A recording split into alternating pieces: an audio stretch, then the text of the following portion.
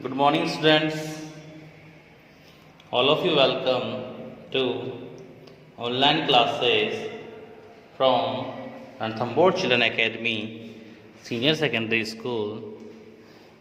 हमारे जो last class में चल रहा था वह चल रहा था present perfect continuous tense.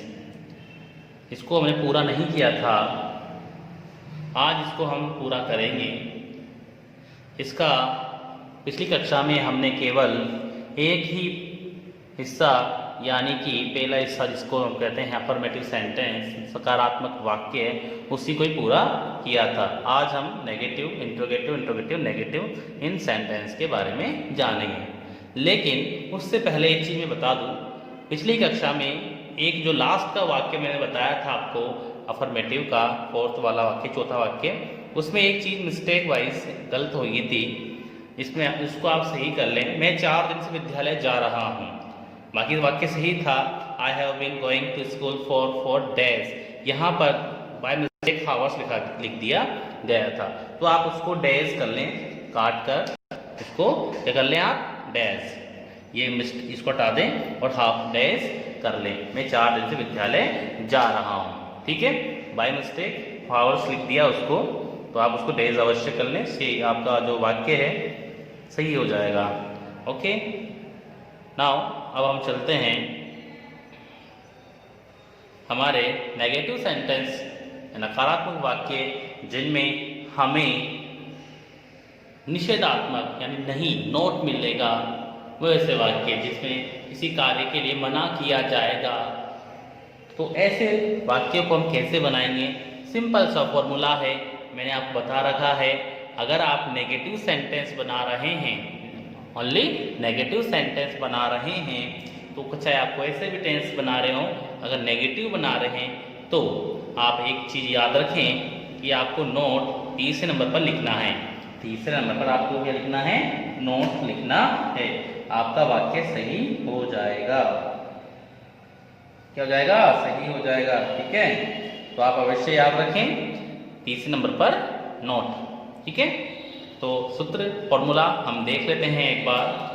Subject क्या है? सब्जेक्ट देखिए, हाँ, सब्जेक्ट यानी कर्ता हैज और हैव दोनों में से एक आएगा, जो हमारी सहायक क्रिया है, हेल्पिंग वर्ब है इस टेंस के लिए, दोनों में से एक। तीसरे नंबर पर नोट है, ये नियम है, बताया मैंने भी। फिर बीन आएगा, यानी हैज और हैव के बीच में, हैज हैव और बीन, इसके बीच में नोट आएगा, याद रखें आप।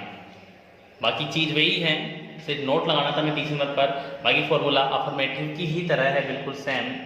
वी फर्स्ट आएगी और आईएनजी इसके साथ हम जोड़ेंगे, प्लस ऑब्जेक्ट, कर्म, जो हम कहते हैं कर्म, ठीक है, तो वो आएगा। प्लस सिंस या फॉर, प्लस क्या आएगा? सिंस या for, plus time, plus time. तो ये हमारा फॉर्मूला है, सिंपल सा फॉर्मूला है। इसको हम अप्लाई करेंगे नेक्स्ट सेंटेंस में, देखते हैं। हमारा जो सेंटेंस है वो कह रहा है कि वह 3 वर्ष से जयपुर में नहीं रह रहा है। वह 3 वर्ष से जयपुर में नहीं रह रहा है। तो आप वो एक बार वाक्य को अवश्य देख लें, आप मतलब गौर से देख लें, अच्छी तरह से देख लें कि उसमें क्या है। तो सबसे पहले आप कर्ता को कर्ता की यानी सब्जेक्ट की पहचान करें। वह, इसको पहचान लिया हमने, उसी के अनुसार हम हैज या हैव का लगाएंगे, ठीक है। तो वह रहा है, रही है, अगर रहा है तो लड़का है, अगर रही है होता तो लड़की होती, याद रखना, ठीक है। तो वह ही, क्या आएगा? ही। अब हैज या हैव में से एक, तो मैं बताया था स्टार्टिंग में आपको, ही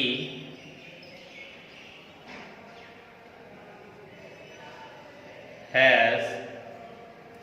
अब नोट आएगा तीसरे नंबर पर, बीन। यहां तक तो सही है हमारा वाक्य, ये तो हमने सूत्र में भी बता रखा है। अब रह रहा है, रहना, लिविंग, लिव बोलते हैं रहने को, तो लिविंग हो जाएगा, ई हट के आईएनजी लग जाएगा। तो he has not been living in Jaipur 3 वर्ष से, समय दे रखा है 3 वर्ष, टाइम दे रखा है हमें 3 वर्ष। तो क्या लिखेंगे हम, देखिए 3 वर्ष अगर दे रखे हों तो हमेशा 4 आएगा, याद रखें, अवधि है 3 वर्ष, ठीक है। तो 4 3 years, इस तरह से हमारा सेंटेंस कंप्लीट हुआ। तो he has not been living in Jaipur for 3 years, वो 3 वर्ष जयपुर में नहीं रह रहा है। नेक्स्ट सेंटेंस इज हमको इंग्लिश ट्रांसलेशन होता है वी, क्या कहते हैं, we have not been, we have not been, we have not been. समय बर्बाद नहीं कर रहा है, क्या बाकी क्या है, हम 1 सप्ताह से समय बर्बाद नहीं कर रहे हैं, हम 1 सप्ताह से समय बर्बाद नहीं कर रहे हैं। तो we have not been wasting time, waste बर्बाद करने के बोलते हैं, वेस्टिंग, वेस्ट तो आईएनजी लग जाएगा, तो ई हट के आईएनजी लग जाएगा, वेस्टिंग टाइम। अब 1 सप्ताह से, ये भी एक अवधि है, पीरियड ऑफ टाइम है, पीरियड ऑफ टाइम है, उसके लिए हम 4 का यूज करते हैं, फॉर ए वीक। इस तरह से हमारा सेंटेंस बन गया। ये थे हमारे नेगेटिव सेंटेंस। नेक्स्ट आगे चलते हैं हम, उसकी आप पढ़ेंगे हम इंट्रोगेटिव सेंटेंस, यानी प्रश्नवाचक वाक्य, प्रश्नवाचक वाक्य जिसमें प्रश्न पूछे जाएंगे, उनको भी हम देखेंगे। हाँ देखिए, अब हम चलते हैं इंट्रोगेटिव सेंटेंसेस की ओर, प्रश्नवाचक वाक्य की ओर। आपके सामने मैंने लिख रखे हैं, देखिए इंट्रोगेटिव सेंटेंसेस, प्रश्नवाचक वाक्य जिसमें आपको प्रश्न पूछा जाएगा या आपको लगेगा कि इसमें प्रश्न पूछा जा रहा है, क्वेश्चन हो रहा है, तो ऐसे सेंटेंस को हम किस प्रकार ट्रांसलेट करेंगे इंग्लिश के अंदर, वो देख लेते हैं। और आप ये भी देखें कि कौन सी इसमें सहायक क्रियाएं आएगी, हेल्पिंग वर्ब है, ये अवश्य देख लें। ये चीज़ें ही आपको टेंस को सीखने में मदद करेंगी। देखिए इंट्रोगेटिव सेंटेंसेस 2 सूत्र हम लिखते हैं, स्टार्टिंग से 2 सूत्र लिखते आ रहे हैं, इस बार में 2 सूत्र इसमें लिखें, पहला है, दूसरा है।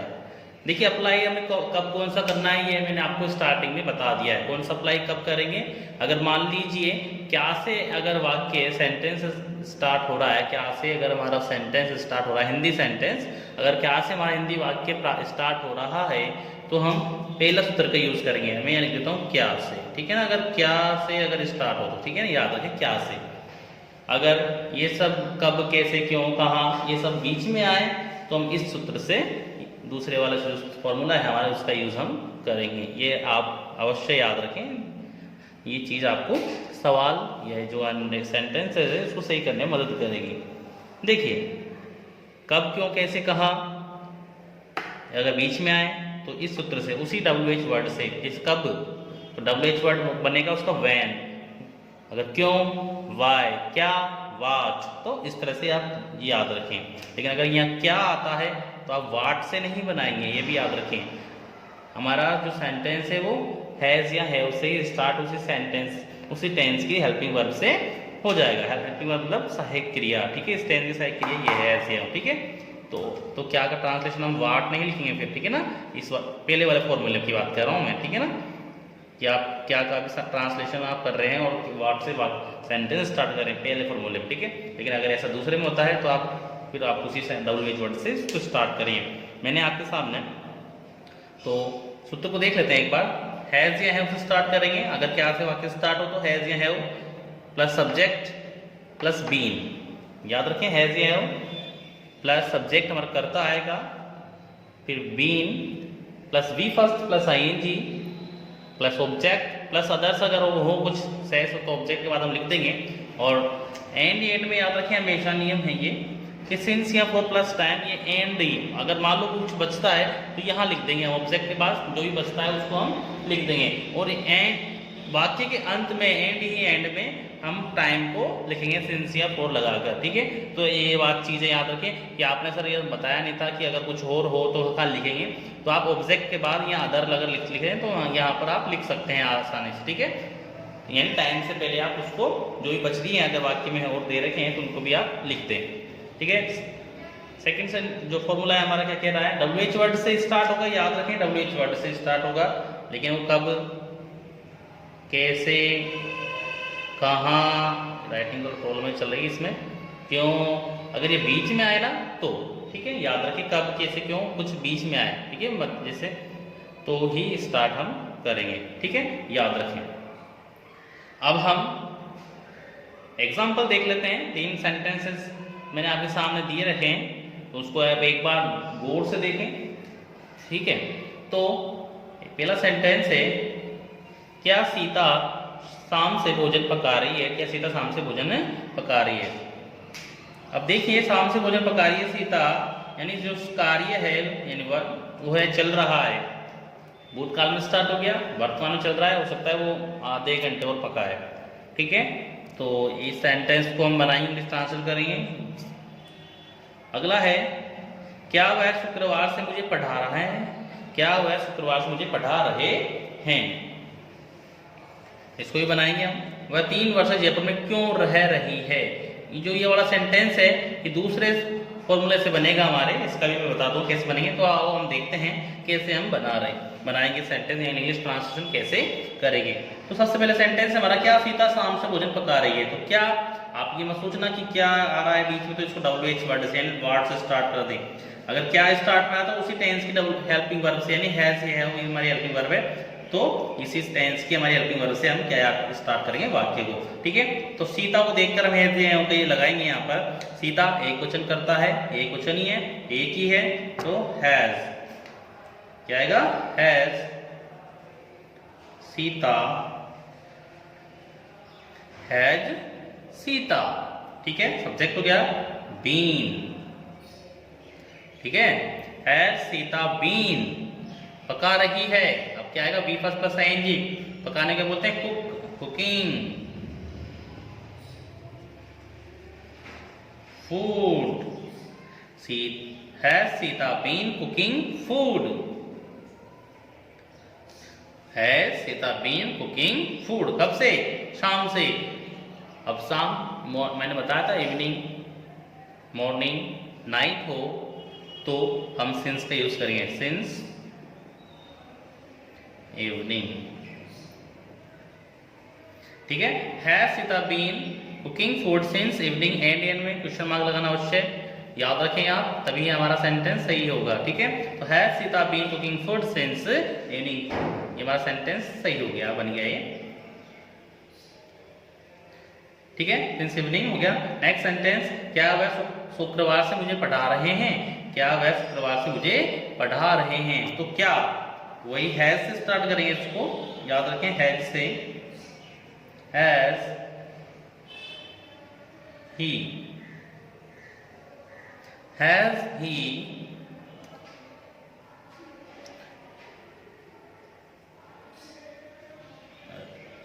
Been, has he been teaching me, मुझे को लिखेंगे, ये अगर कुछ बचता है तो हम इसको लिख देंगे, ये ऑब्जेक्ट हमारा teaching, he has he been teaching me, कब से, शुक्रवार से। शुक्रवार ये क्या है, पीरियड ऑफ टाइम नहीं है, पॉइंट ऑफ टाइम है। मैंने बताया था अगर वार दे रखा हो तो हम सिंस का यूज करेंगे, सिंस फ्राइडे,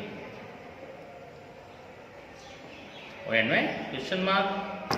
तो has he been teaching me since Friday, क्या मुझे शुक्रवार से,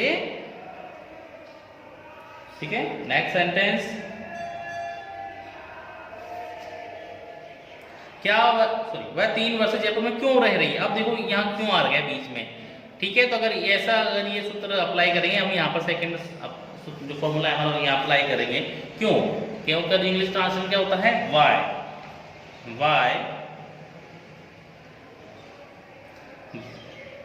ठीक है। अब इस वह को देखकर हम हैज या को लगाएंगे, तो वाई हैज शी, ये लड़की है, रह रही है, तो why has she been living, रहने क्या बोलते हैं, लिव, तो लिविंग हो जाएगा इन जयपुर। अब 3 वर्ष है, ये समयावधि है, पीरियड ऑफ टाइम है, तो फॉर 3 years, एंड में क्वेश्चन मार्क। ये हमारा बन गया 3 सेंटेंस। इस प्रकार से आप ट्राई करें और मैं आपको सेंटेंस दूंगा। अपने अगले को चलते हैं, इंटरोगेटिव नेगेटिव सेंटेंस को चलते हैं हम। हाँ, तो इंटरोगेटिव नेगेटिव सेंटेंस प्रश्नवाची नकारात्मक वाक्य जिसमें दोनों ही मिलेंगे कि प्रश्न भी मिलेगा, ऐसा मिलेगा प्रश्न पूछा जा रहा है, और ऐसा भी लगेगा कि नकारात्मक भी है, नहीं भी, या ये किसी चीज़ के लिए मना भी की जा रही है। तो उसका फॉर्मूला वही रहेगा इंटरोगेटिव में था, बस हमें नोट लगाना है। ठीक है, हमें नोट लगाना है बीन से पहले, हमें नोट लगाना है यहाँ पर बीन से पहले। तो सूत्र को एक बार देख लेते हैं। हैज या have plus subject plus not been, तो बीन से पहले हमने नोट लगा दिया है। V first plus NG object since for plus time, सूत्र वही है, प्लस बीन से पहले हमें नोट लगाना है। दूसरा सूत्र भी देख लेते हैं, डब्ल्यूएच वर्ड प्लस हैज या have plus subject plus not plus been, V first plus ING object since for plus time. तो इस प्रकार से फॉर्मूला रहेगा। मैंने 2 सेंटेंसेस आपको एग्जांपल के लिए लिखे हैं, इसको आप देख लें एक बार कि कैसे बनेंगे, देखते हैं, बना के देखते हैं। देखिए, राम सोमवार से पढ़ाई क्यों नहीं कर रहा है, राम सोमवार से पढ़ाई क्यों नहीं कर रहा है, तो क्यों बीच में आ गया, इसमें क्यों बीच में आ गया, तो हम इसमें दूसरा जो फॉर्मूला है वो अप्लाई करेंगे, लगाएंगे इसमें दूसरा फॉर्मूला। क्या कहता है देखिए, तो क्यों का कोई इंग्लिश जो ट्रांसलेशन होता है वो होता है वाई, क्या होता है वाई। अब क्या आएगा, हैज, क्योंकि राम इकलौता एक ही है यहाँ पर करता, ठीक है। Why has Ram, why has Ram not been, पढ़ाई study, studying, studying. Why has Ram not been studying, सोमवार से, सिंस मंडे। अब सिंस क्यों लगाया, पता है वार होगा तो हम सिंस लगाएंगे, ठीक है। ये इस प्रकार से हमने, और एंड में क्वेश्चन मार्क अवश्य लगाएं, ठीक है, क्वेश्चन मार्क लगा दिया मैं। क्या तुम 2 दिन से विद्यालय नहीं जा रहे हो, क्या तुम 2 दिन से विद्यालय नहीं जा रहे हो। अब क्या आ गया, क्या आ गया इसमें, तो हम पहला सूत्र अप्लाई करेंगे हैव, तुम यू, तो आई वी यू दे के साथ हैव का यूज होगा, तो have you, have you not been, जाने को बोलते हैं गो, गोइंग हो जाएगा, तो गोइंग टू स्कूल। 2 दिन, 2 अवधि है, ये पीरियड ऑफ टाइम है, तो फॉर 2 days, और 2 days में क्वेश्चन मार्क। तो इस तरह से हमारा सही सेंटेंस बन गया। और आज ये जो प्रेजेंट परफेक्ट कंटिन्यूअस टेंस है ये भी पूरा हो गया, और इसी प्रकार हमारा प्रेजेंट टेंस भी पूरा हो गया है, प्रेजेंट टेंस भी पूरा हो गया, याद रखें। अब नेक्स्ट क्लास में हम पास्ट टेंस के बारे में पढ़ेंगे। पास्ट टेंस के 4 फॉर्म, वही जो हमने प्रेजेंट में पढ़ी वही 4 फॉर्म, इंडेफिनिट, कंटिन्यूअस, परफेक्ट और परफेक्ट कंटिन्यूअस। इस प्रकार से हम इसके भी 4 फॉर्म पढ़ेंगे। अगली कक्षा में यह पढ़ेंगे। आज के लिए इतना ही, अगली कक्षा में पास्ट टेंस को हम पढ़ने वाले हैं। Thank you.